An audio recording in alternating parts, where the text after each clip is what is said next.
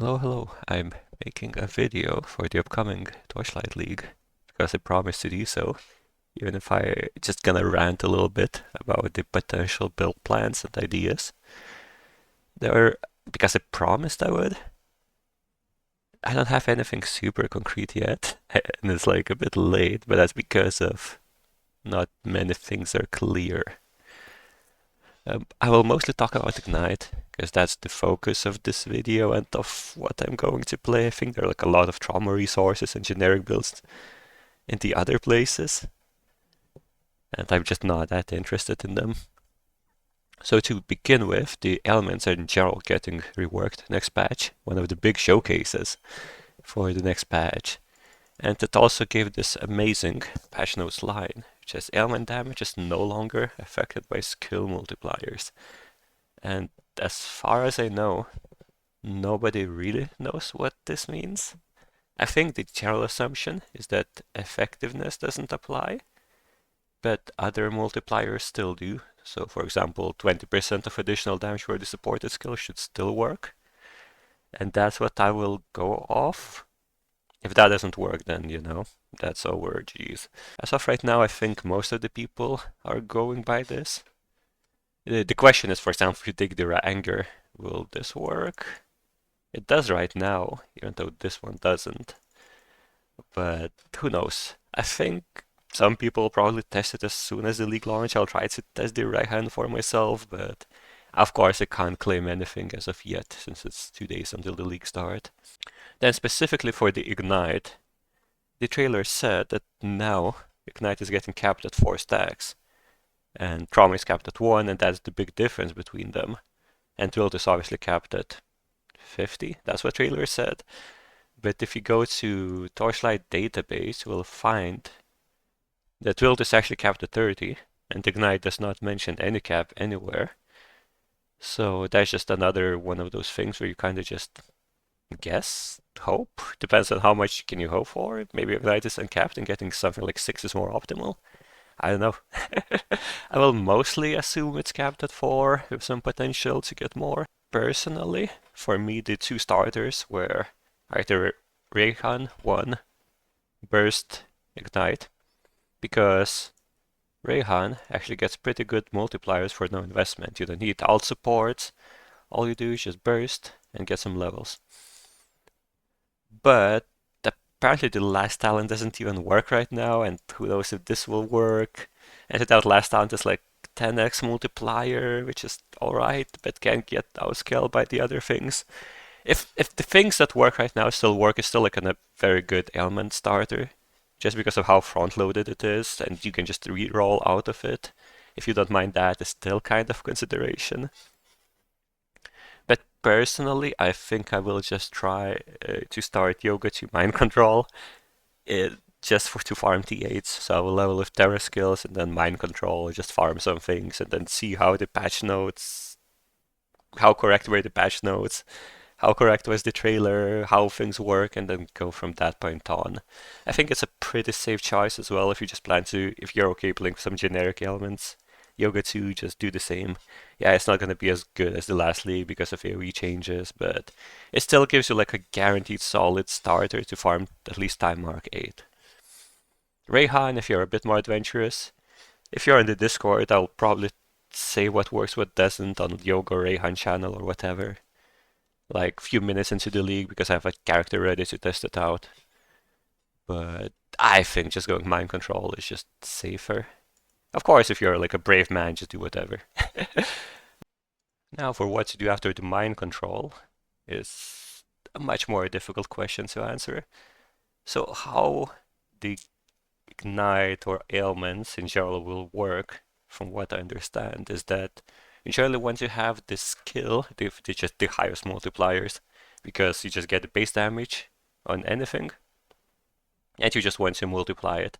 Especially for Ignite, because you already have built-in proliferation by just taking a core talent.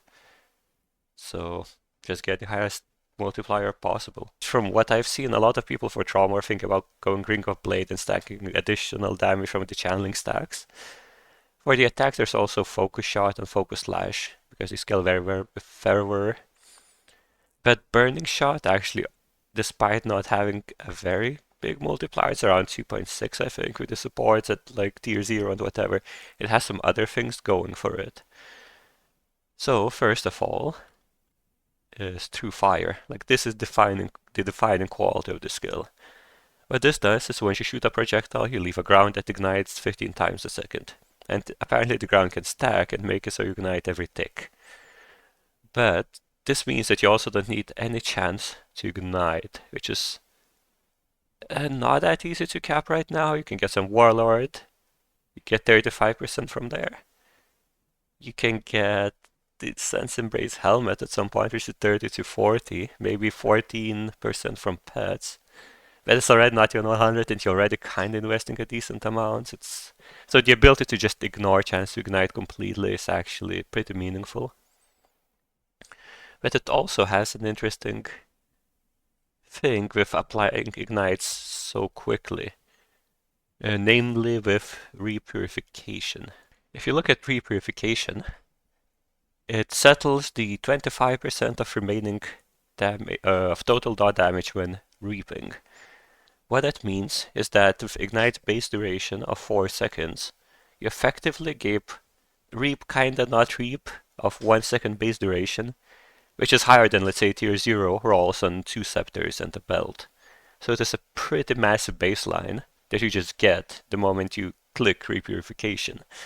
And all we want to do is to get as many reaps as possible, because already apply ignites up to 30 times a second and at least 15 times per second.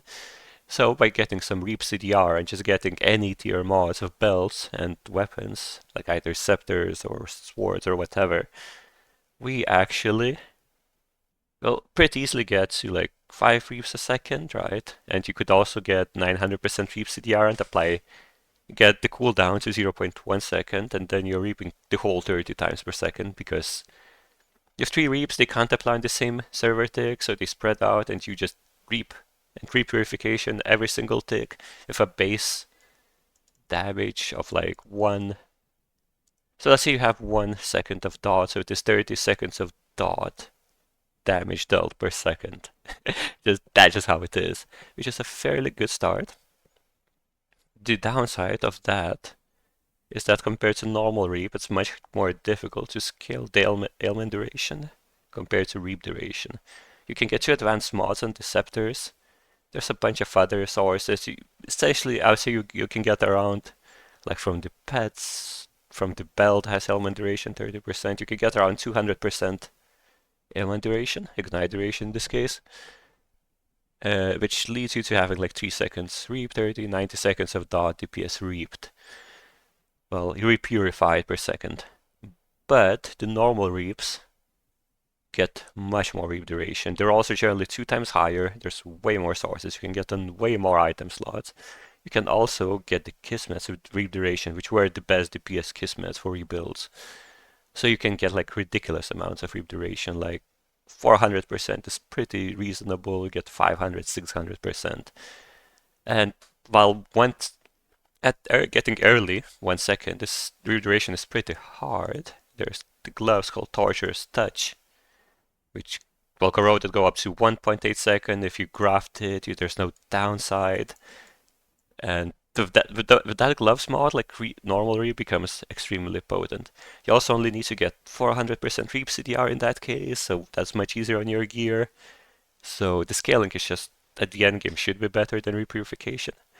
So in summary, repurification is easier early game. Later on, I would go with normal reap once you get good gear. Because for repurification, scaling, you probably either want to stack Aura Effect or Fervor Effect. But it's pretty rough and expensive. Fervor Prison will be expensive. Of course, Lone Walkers are very expensive.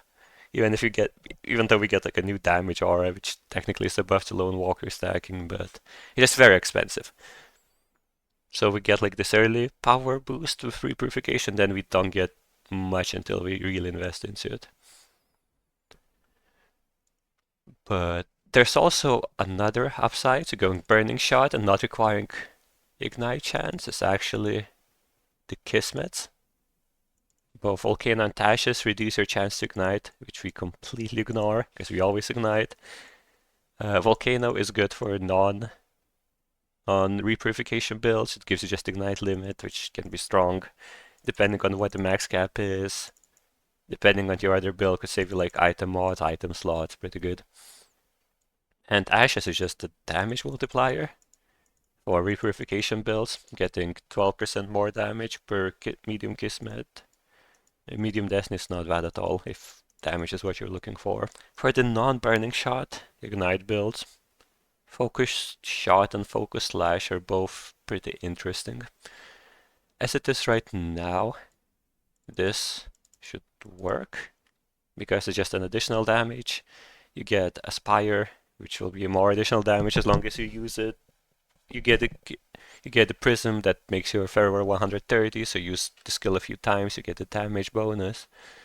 You get the damage from this as well because you're at least 50 fervor rating always. So this just ends up being a pretty good multiplier. The fervor is generally pretty good. You know, you go Ghost Slaughter, you can get fervor effect on slates and rings. And you get this Centralize from the talents. Where is it? Which is around like 50% DR just from one talent. Very efficient. So that's good stuff as well.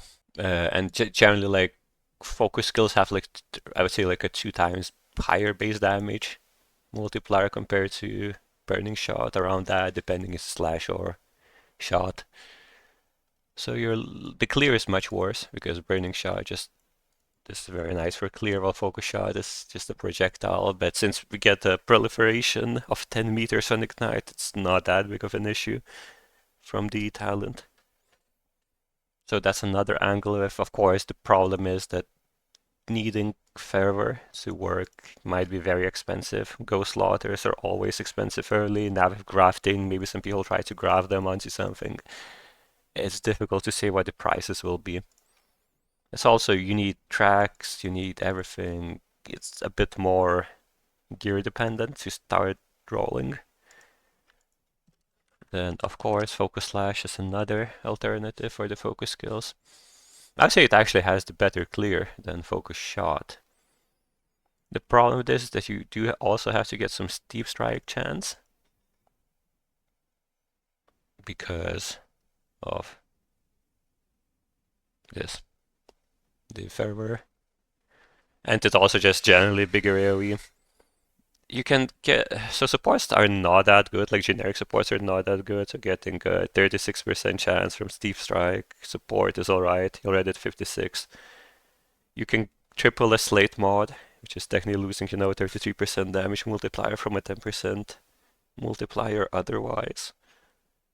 But you get capped Steep Strike this way, and Focus Slash damage multiplier with dual and fervor is just so high that it's not, you don't actually lose that much. Like, it's still a top tier damage multiplier skill even with Steep Strike investment for practically not that many returns. And since it's Steep Strike skill, you can get to use Warcry stuff, obviously. You get some DR, you get damage, the Warcry's got nerfed, but they're still very good. So those, I would think, are the main considerations for Ignite, at least for me. I know people are theory crafting Ring of Blades for trauma and stuff because of this text line. So they stack max channel stacks to get some additional damage with itself, and they just run around killing things. This is supposedly new mind control. I'm not that excited about it. I don't know if it's gonna end up like really good or not, but I'm just not a big fan. Maybe it makes more sense for trauma, for ignites, whatever. I'm sure if you want to play Ring of Blades, if you enjoy that type of build, there's gonna be a lot of guides or whatever by other people. Yeah, the problem with Fervor is that you also need that Matched Valor, which was already a fairly expensive prism, especially for the Focus Shot builds. If you don't use the skill, which you never do because you just trigger it, you lose 10 fervor rating every 0.1 second. So you need a fixed amount of fervor for this to just function as a baseline, either belt or valor. So it's just hard to get started with this. So definitely, I wouldn't plan too much around this if you're going for a starter. This is more of a transitional thing. Once again, MC keeps on winning as a starter. Another potentially interesting thing happened recently.